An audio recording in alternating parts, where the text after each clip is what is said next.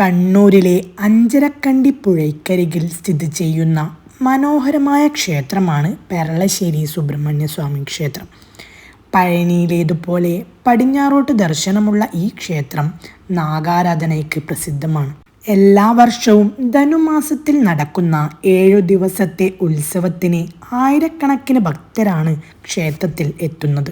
മാത്രമല്ല, മനോഹരമായ വാസ്തുവിദ്യയും കൗതുകമുണർത്തുന്ന ഐതിഹ്യങ്ങളുമെല്ലാമുള്ള ക്ഷേത്രം കാണാനായി സഞ്ചാരികളും പതിവായി ഇവിടെ എത്താറുണ്ട്.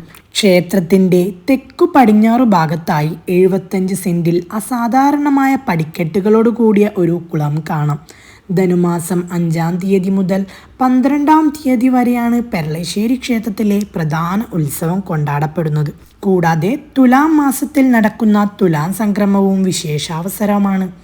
തുലാം സംക്രമത്തിന് കാവേരി സംക്രമം എന്നും പേരുണ്ട്. ഈ ദിവസം കാവേരി നദിയിലെ ജലം ഇവിടത്തെ കുളത്തിൽ എത്തിച്ചേരുന്നു എന്നാണ് വിശ്വാസം. ശ്രീരാമന്റെ വനവാസക്കാലത്തോളം പഴക്കമുണ്ട് ഈ ക്ഷേത്രത്തിന് എന്ന് ഐതിഹ്യം പറയുന്നു. ശ്രീരാമനാണ് ഇവിടത്തെ പ്രതിഷ്ഠ നടത്തിയതത്രേ.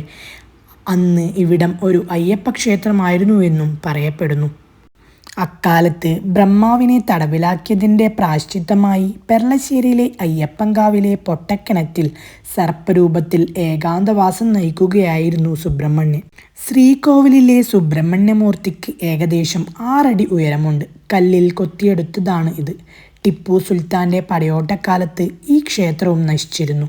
ഇപ്പോൾ ഒരു വെള്ളിഗോളവുമായി ഘടിപ്പിച്ചാണ് വിഗ്രഹം ഉള്ളത്.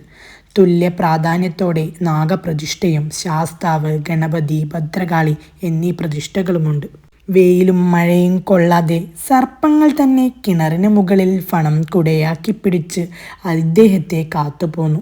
ശ്രീരാമൻ ഹനുമാനോടും ലക്ഷ്മണനോടുമൊപ്പം ഇവിടെ എത്തിയപ്പോൾ തന്നെ സുബ്രഹ്മണ്യൻ്റെ സാന്നിധ്യം അറിഞ്ഞു. ഇവിടെ സുബ്രഹ്മണ്യനെ പ്രതിഷ്ഠിക്കണം എന്നു തീരുമാനിച്ച രാമൻ അയ്യപ്പനോട് അനുവാദം ചോദിച്ചു. താനിരിക്കുന്ന പ്രധാന ശ്രീകോവിൽ സുബ്രഹ്മണ്യ പ്രതിഷ്ഠയ്ക്ക് തരാമെന്നും ആ ശ്രീകോവിലിന് തെക്കുഭാഗത്തായി തനിക്ക് സ്ഥാനം നൽകിയാൽ മതിയെന്നും അയ്യപ്പൻ ശ്രീരാമനോട് പറഞ്ഞു.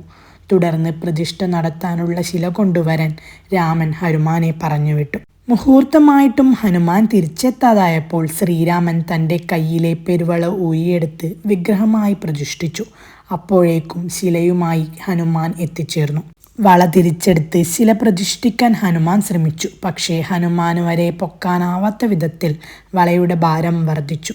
മാത്രമല്ല, ഒരു സർപ്പം എവിടെ നിന്നോ ഇഴഞ്ഞു വന്ന് വളയ്ക്ക് മുകളിൽ ഇരുന്ന് ഫണം വിടർത്തിയിടാൻ തുടങ്ങി. സുബ്രഹ്മണ്യസ്വാമിയാണ് സർപ്പത്തിൻ്റെ രൂപത്തിൽ വന്നതെന്ന് മനസ്സിലാക്കിയ രാമൻ പ്രതിഷ്ഠ കഴിഞ്ഞു എന്ന് അറിയിച്ചു. അങ്ങനെ രാമൻ്റെ പെരുവള ഊരി പ്രതിഷ്ഠിച്ച സ്ഥലം പെരുവളശ്ശേരി എന്നറിയപ്പെടാൻ തുടങ്ങി. കാലക്രമേണ ഇവിടം പെരളശ്ശേരിയായി മാറി.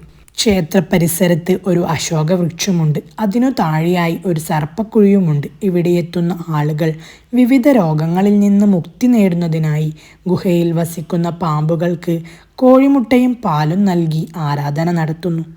നാഗപ്രീതിക്കായി ഇവിടെ സർപ്പബലി, 100 പാലും തുടങ്ങിയ വഴിപാടുകളും നടത്താറുണ്ട്.